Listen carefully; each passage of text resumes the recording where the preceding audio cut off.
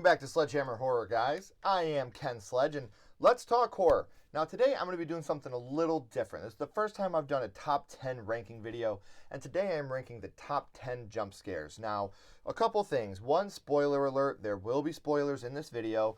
And number two, this is not what I think are the best jump scares of all time. There's a couple honorable mentions that I did leave off the list, such as Jason popping out of the lake in Friday the 13th. The Exorcist 3, the scissors scene. Those are great jump scares, but these are just my top 10 favorites. So without further ado, let's get into number 10.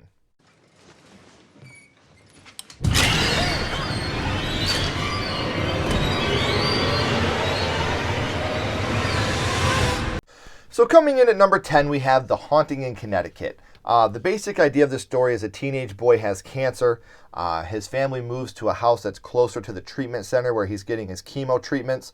And while he is in the house, he starts experiencing these visions, and they start affecting the whole family, like you just seen with the mother there.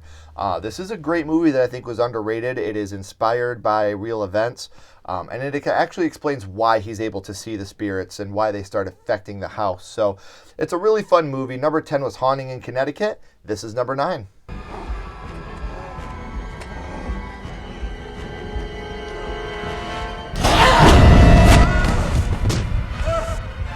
That's right, 1408. Funny thing is, with this one, a reason this made the list, this made my wife literally scream when we went and seen this one in the theater, and I think it's brilliant, and it's a lot of fun. This is a movie that I do enjoy very much.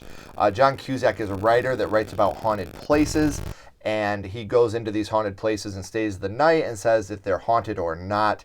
He ends up staying at the Dolphin Inn in room 1408, and at this scene, he's trying to escape the room when that jump scare happens. So this is another movie. If you're going to watch this movie, I would recommend getting the Blu-ray with the alternate ending. I think the alternate ending is better than the theatrical ending, so I would check that out. So number 9 was 1408. Let's check out number 8.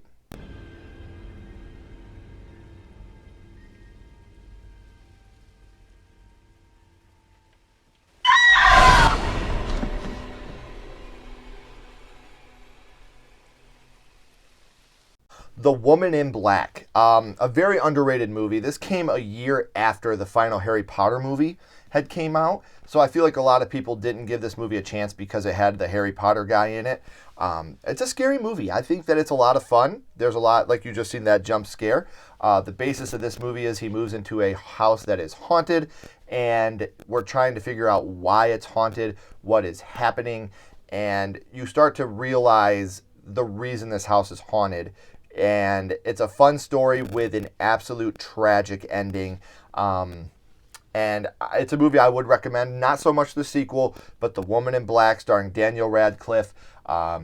It's dark. It's a dark movie. There's a lot of child death in it, but it's a very fun movie to watch. So that was number 8. Let's check out number 7.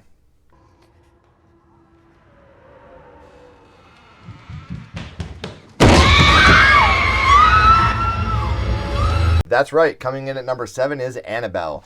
In this prequel to The Conjuring, this is how we find out how the doll became evil, how Annabelle started, essentially. And this scene got me because of my lifelong fear of little girls in white dresses. And it's one of those scenes where you knew it was going to happen, you knew it was coming, but it got me. And it still gets me every time I watch the movie. It's a fun movie.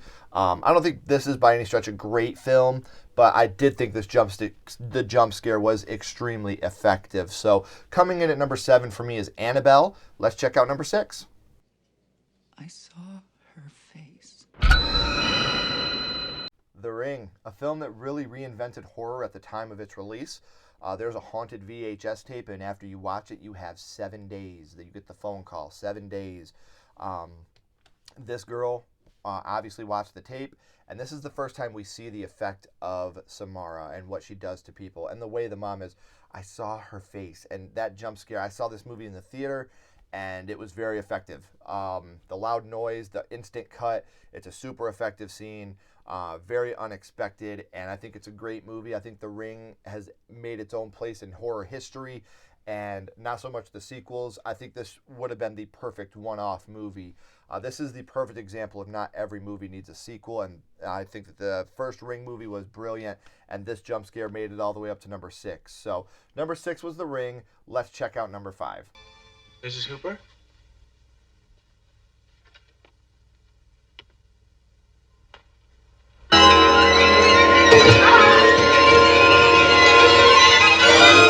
Anyone that knew me knew number 5 was going to be House. Maybe not the number, but you knew this was going to be on there. This was the first jump scare I ever remember seeing, and it's done so well. It was very effective the first time I seen it as a child. Even now when I show it to people, it's very effective. The story of Roger Cobb and his missing son. He goes back to the house that he grew up in to try to find his kid, but it wouldn't be the same without that opening jump scare. The grocery boy comes in to bring Mrs. Hooper her groceries. He walks upstairs and finds her hanging in the bedroom. So again, this movie would not be the same if it wasn't for that opening jump scare, and I think it's so effective. So number 5 is House from 1986. Let's check out number 4.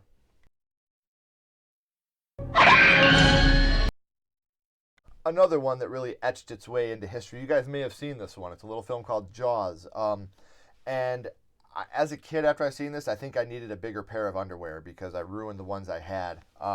This movie, it needs no introduction, and obviously this scene is one of the most iconic in the film, but it gets you. You know, the first time you see this, it really gets you. It leaves you on the edge of your seat, and then boom, it just jumps out and gets you.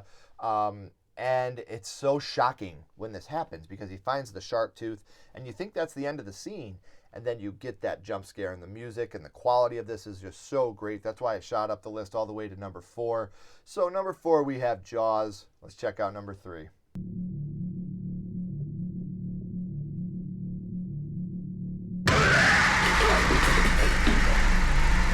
Sinister.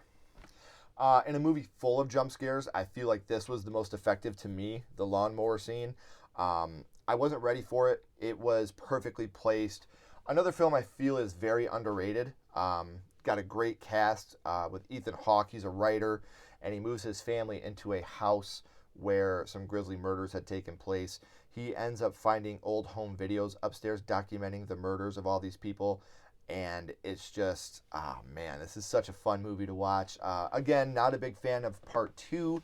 I am very excited for in Sinister. They're supposed to be doing an Insidious and Sinister cross. I think that would be a lot of fun to see in Sinister. See those two together would be a lot of. I think the possibilities would be endless for those two franchises to mix together. Blumhouse would, they know what they're doing. And again, this is one of those ones that just got you. Everybody I talk to when we talk about Sinister, this is one of the scenes that always comes up. So number 3 is Sinister. Let's check out number 2. I can still hear that voice.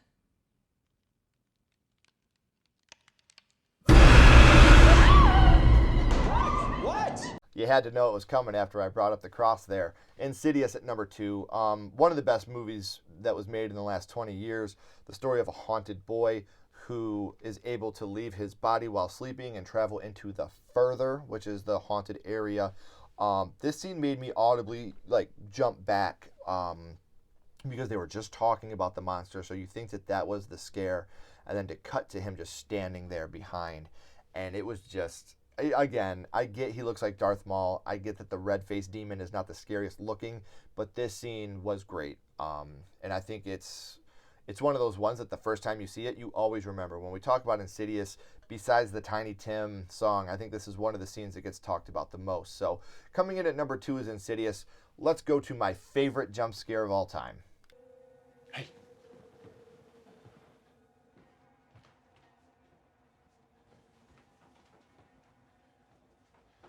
Ed? Look what you made me do! The Conjuring. I was watching this movie alone in the dark on my projector screen, and this scene got me. Another movie that I feel rejuvenated the horror genre. The franchise is still going. Right now, we got The Conjuring 3, The Devil Made Me Do It, coming out this year in 2021, which I'm very excited about. The story of Ed and Lorraine trying to help the Para family to rid the house of ghosts, the Perrin family, and man, this scene got me. There's, again, a movie with a lot of jump scares, and most people talk about the hide and clap jump scare or the woman on top of the dresser in the bedroom as a jump scare. But to me, the Look What She Made Me Do one, it's my favorite jump scare of all time because of how bad it got me personally. Now, before we go, I want to talk about something. There is a jump scare in a movie that just recently came out called Host that you can check out on Shudder that would have absolutely made it onto this list. But the problem is, Host at the time of my recording was not available on physical media, and I was not going to pirate the movie. But I suggest you guys check out the movie Host on Shudder, and it is now being released on Blu-ray DVD as well as VHS, which I think is super awesome. I just ordered my VHS copy. I may do a in-depth review of Host in the future. Comment down below. Let me know if you'd like to see that. Make sure you're hitting that subscribe button so you could check out more of our videos. So, the Host, I'm sorry you're not on the list.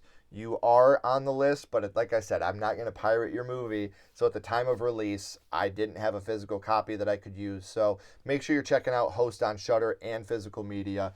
Thank you guys so much for watching. As always, keep talking horror, stay what you are, and we'll see you guys soon.